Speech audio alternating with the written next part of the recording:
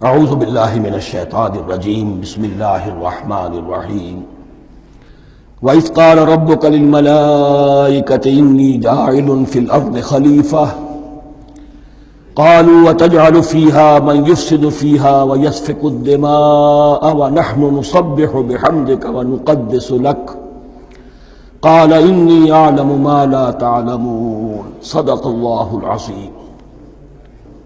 رب اشرح لي صدری ویسر لي امری واحلل عقدۃ من لسانی یفقہوا قولی۔ جیسا کہ میں نے عرض کیا تھا، سورہ بقرہ کے پہلے 4 رکوع نہایت اہم ہیں، نہایت جامع ہیں۔ پہلے 2 رکوعوں میں 3 قسم کے انسانوں کی وضاحت کی گئی، 3 قسم کے کردار کے نقشے کھینچ لیے گئے۔ تیسرے رکوع میں قرآن مجید کی دعوت کا خلاصہ آ گیا، توحید فی العقیدہ، توحید فی العمل، یعنی عبادت اللہ کی، ایمان بالرسالت، قرآن مجید کو منزل من اللہ کلام ماننا۔ اس میں اگر شک ہے تو جو بھی چیلنج تھا، اگر واقعتاً تمہیں شک ہے، حقیقت میں شک نہیں ہے، لیکن جیسا کہ تم کہہ رہے ہو کہ تمہیں شک ہے تو کوشش کرو اس کے مقابلے کی ایک صورت بنانا ہو۔ پھر آخرت، جنت اور دوزخ، ان دونوں کا تذکرہ ہو گیا۔ پھر ایک خاص مسئلہ جو قرآن مجید کے اسلوب پر اعتراض کی شکل میں آیا کہ اس میں مچھر جیسی حقیر شے کا بھی تذکرہ ہے، اس کی حکمت بیان کر دی گئی کہ تشبیہ اور تمثیل میں ظاہر بات ہے کہ ممثل لہو اور ممثل بہی میں مناسبت چاہیے۔ جس چیز کے لیے تمثیل بیان کی جا رہی ہے، جس شے سے تمثیل بیان کی جا رہی ہے، ان میں مناسبت ہونی چاہیے، اس میں عظیم یا حقیر کا کوئی سوال نہیں۔ پھر یہ بات کہ جن لوگوں کے دلوں میں زیغ ہے، کجی ہے، وہ اس قرآن سے بھی ان کی ضلالت میں، گمراہی میں اضافہ ہوگا۔ جو لوگ طالب حق ہیں ان کو یہ قرآن مجید ہدایت دے گا، اور کن کو اللہ گمراہ کرتا ہے؟ جو سرکش ہے، جو نمبر 1 اللہ سے جو عہد کر کے دنیا میں آئے تھے اس کی خلاف ورزی کر رہے ہیں اور صلہ رحمی کے بجائے قطع رحمی کرتے ہیں۔ اس کے بعد ایک بہت اہم فلسفیانہ بات آ گئی، اور اسی کے ضمن میں نے اصل میں یہ ساری بات دہرائی ہے۔ میں نے کہا تھا کہ یہ بات واضح ہوگی آگے جا کر سورہ غافر میں۔ پھر ذہن میں لائیے کہ جب یہ صورت نازل ہوئی ہے، سورہ غافر نازل ہو چکی تھی، لہذا یہاں اجمالی تذکرہ ہے، وہاں تفصیلی تذکرہ ہے۔ اہل جہنم کا قول نقل ہوا ہے، ربنا امتنا اثنتین واحییتنا اثنتین فاعترفنا بذنوبنا فہل الی خروج من سبیل۔ اے اللہ، تو نے 2 مرتبہ ہم پر موت وارد کی، 2 مرتبہ ہمیں زندہ کیا، اب ہم نے اپنے قصور تسلیم کر لیے، تو اب یہاں سے بھی کوئی اور مرحلہ ہے یا نہیں؟ یہاں سے نکلنے کا بھی کوئی راستہ ہے یا نہیں؟ اس سے حقیقت یہ واضح ہوئی، انسان کی تخلیق اول ہوئی عالم ارواح میں، صرف ارواح کی حیثیت سے، اور حدیث میں آتا ہے الارواح جنود مجندہ، لشکروں کی شکل، تمام انسان۔ ان سے عہد لیا گیا الست بربکم قالوا بلی، پھر سلا دیا گیا ارواح کو۔ یہ گویا کہ پہلی موت تھی جو ہم گزار آئے۔ پھر عالم خلق کا مرحلہ آیا۔ عالم خلق میں یہ تناسل کے ذریعے سے رحم مادر میں جب ایک جنین تیار ہوتا ہے تو ایک حدیث ہے حضرت عبداللہ ابن مسعود سے، 4 مہینے کا جب جنین ہو جاتا ہے تو اس کے بعد وہ روح لا کر اس میں پھونک دی جاتی ہے۔ یہ گویا کہ احیاء اولا ہو گیا، پہلی مرتبہ کا زندہ کیا جانا، پہلی موت کی نیند سے جگا دیا گیا۔ اے تازہ واردان بساط ہوائے دل، اب ہم اس دنیا میں اس جسد کے ساتھ زندہ ہوئے، اب پھر موت آئے گی، جسد یہی چلا جائے گا جہاں سے آیا تھا، روح جہاں سے آئی تھی وہاں واپس جائے گی۔ ثم یمیتکم ثم یحییکم ثم الیہ ترجعون، پھر تمہیں اللہ کی طرف لوٹا دیا جائے گا۔ یہ ہے بہت گہرا نقطہ فلسفہ دین کا۔ اس کے بعد مضمون شروع ہو رہا ہے خلافت کا، جس کا اجمالی جو ہے تذکرہ تیسرے رکوع کی آخری آیت میں آ گیا، هو الذی خلق لکم ما فی الارض جمیعا، زمین میں جو کچھ ہے اے انسانوں تمہارے لیے پیدا کیا گیا۔ اسی کے ساتھ جڑتا ہوا مضمون اب خلافت کا آ رہا ہے۔ وَإِذْ قَالَ رَبُّكَ لِلْمَلَائِكَةِ إِنِّي جَاعِلٌ فِي الْأَرْضِ خَلِيفَةً، اور یاد کرو جب کہ کہا تھا تمہارے رب نے فرشتوں سے، میں بنانے والا ہوں زمین میں ایک خلیفہ۔ اب خلیفہ کی حقیقت کو سمجھیے، خلیفہ کسے کہتے ہیں؟ نائب۔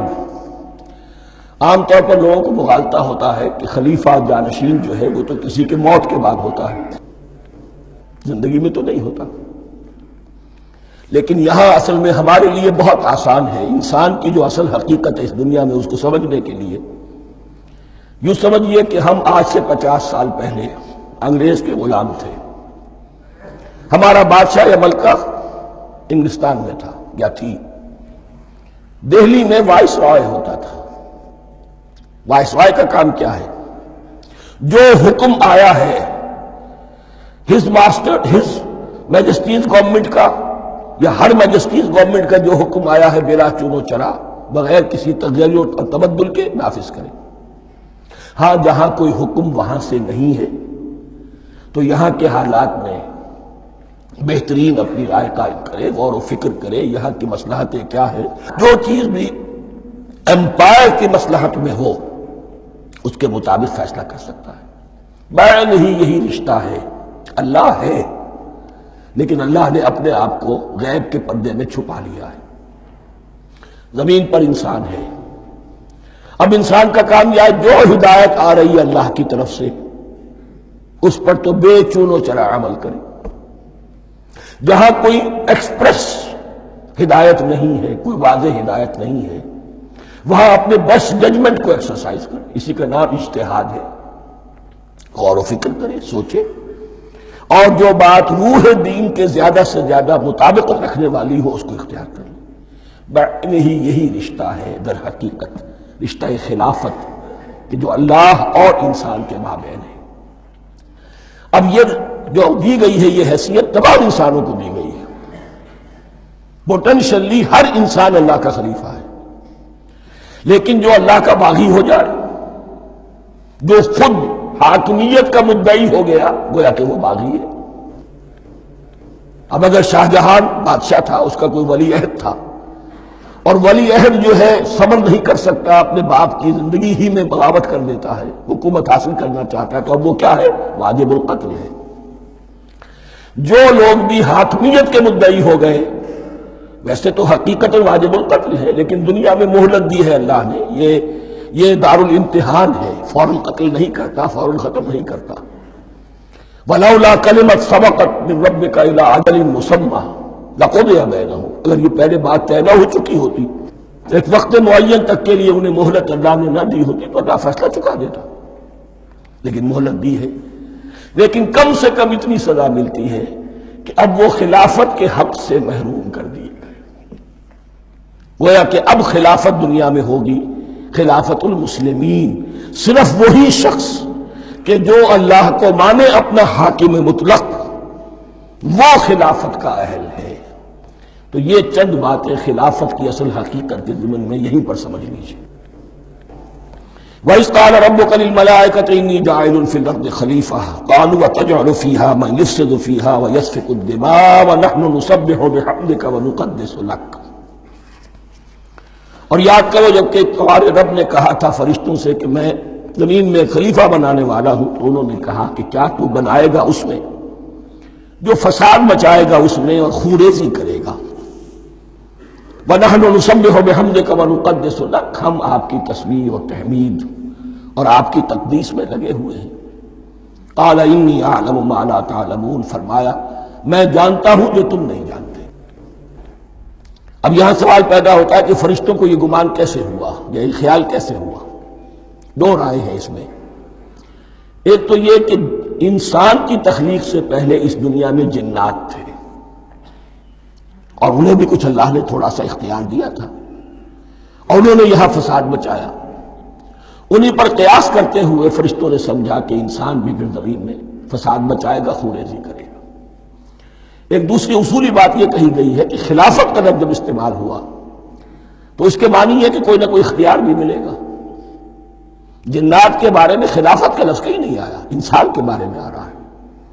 خلیفہ بالکل بے اختیار نہیں ہوتا، جیسا کہ میں نے عرض کیا جہاں واضح حکم ہے تو اس کی تو تنفیذ، جہاں نہیں ہے وہاں اپنی رائے سے جتنا بھی بہتر سے بہتر سوچ سکتا ہو انسان رائے قائم کرے. یہ اختیار جو ہے ظاہر بات ہے جہاں اختیار ہوگا صحیح استعمال ہونے کا بھی امکان ہے، غلط استعمال ہونے کا بھی امکان ہے.